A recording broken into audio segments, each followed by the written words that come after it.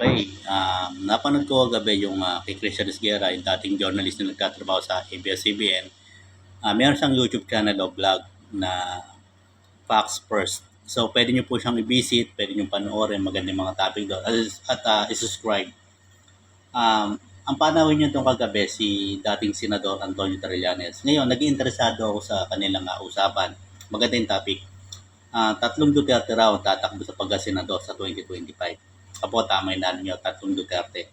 Ngayon, ayon sa dating senador, malaking damage na gagawin nito. Isipin lang natin, isa, dalawa o tatlo pang Duterte na senado sa isang sangay ng gobyerno, isa sa pinakamataas ang Senado.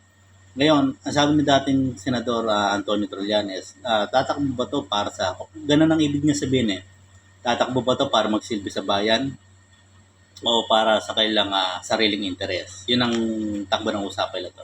Kasi alam naman natin na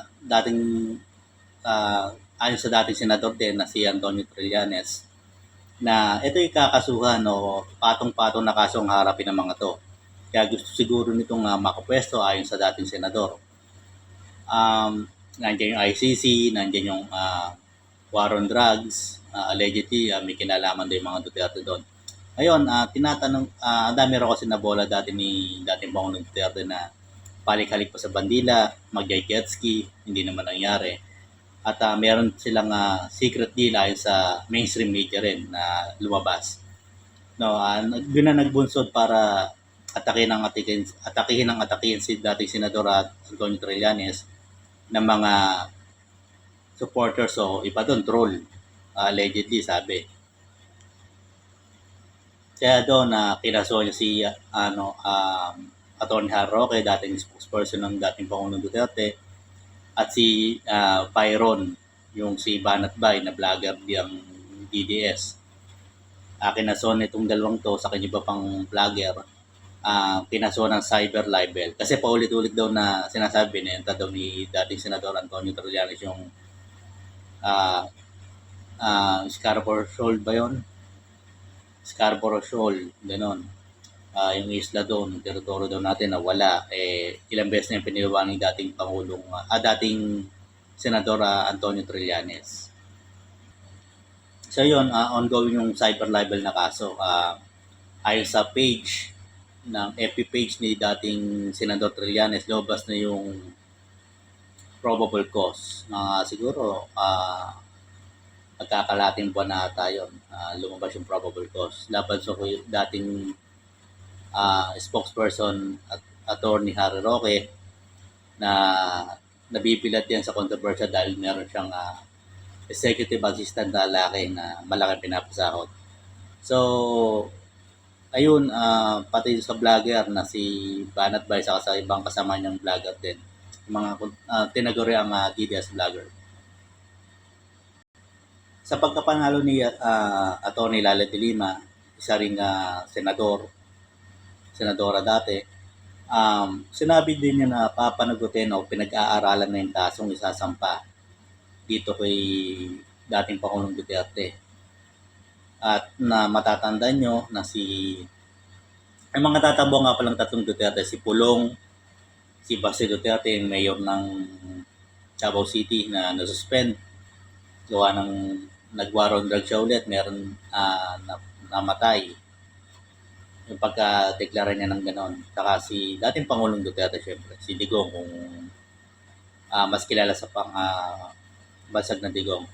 So, ibig sabihin, sa daming kasong kaharapin niya, kaya ba tatakbo itong mga to para buskahin si Pangulong Ferdinand Marcos? Yun ang pinalalabas din ni dating Senador Trillanes, no? Para may hidden agenda daw itong tatlong to kung sakaling manalo. At para makaiwas sa kanilang kakaharapin na kaso just in case kung sakasakali. Kasi iba kasi pag nakapwesto ka sa politika. So ayun yung mga findings, so political analysis ni dating Senador Antonio Trillanes o Prof. Trillanes kasi nagtuturo daw to sa Ateneo saka sa UP. So eto makikita natin kung talagang magsisilbi nga ang mga Duterte, so nasa inyo yan kung iboboto nyo pa rin o hindi. Ngayon ang tanong, ang iniwan ni dating Senator Trillanes, no? Tatakbo ba itong tatlong to para sa maglingkod sa bayan o sa sariling interes? Kasi si Vice President Sara Duterte nag-resign na bilang kabinete ng kagawaran ng edukasyon. So, eto, masyadong talagang nagkakaroon na ng lamat ang administrasyong Marcos saka itong pamilya Duterte. Dati unity team sila, di ba? Napapansin natin. So, ayun na nangyayari sa politika natin ngayon. Nakatanda na natakot si Senador Bato o nag-hysterical yung sabi ni dating Senador Antonio Trillanes na lalabas na iwanan ito parehas at kasama yung pangalan ni Senator Pato de la Rosa. Ito ang iwan ko lang sa inyo. Yung nangyari sa bansa natin, mga bogo,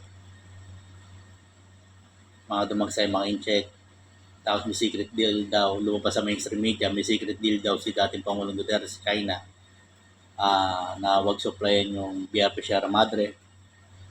Allegedly, boboto nyo pa ba o babalikin pa ba? Bilang botante, babalikin pa ba natin ng mga Duterte sa nangyayaring ito? Kung satisfy kayo, nasa inyo yan, iboboto nyo. Sa mga hindi naman satisfy at wala ng tiwala, palay ko hindi naman boboto na siguro yung mga yan. So, yun ang mga nakabitin na tanong. Makakabalik ko itong tatlong to sa kapangyarihan ng sabay-sabay. Kasi sa ngayon, wala pa tayong batas na anti-dynasty law. Maganda sana yon para mapigil yung pag-abuso ng mga lagi kasi sila lang eh. Marami namang qualified yan na mga college graduate pwede manilbihan sa bansa natin. Maganda yung sumusunod tayo ng iba-ibang mga pwede manungkulan. Ba mayroon ibang bright ideas, mga gano'n. Kasi nasa bansa tayong demokrasya. So hanggang dito lang po muna yung vlog. So damage daw magagawa ng tatlong Duterte sa Senado. Yun ang ayon kay dating Pangulong ayon kay dating Senador Antonio Trillanes. So hanggang dito lang po yung vlog. Panoorin po yung kay Christian Sigara Fox First ng topic nila kagabi. Maganda po yun. Maraming salamat po.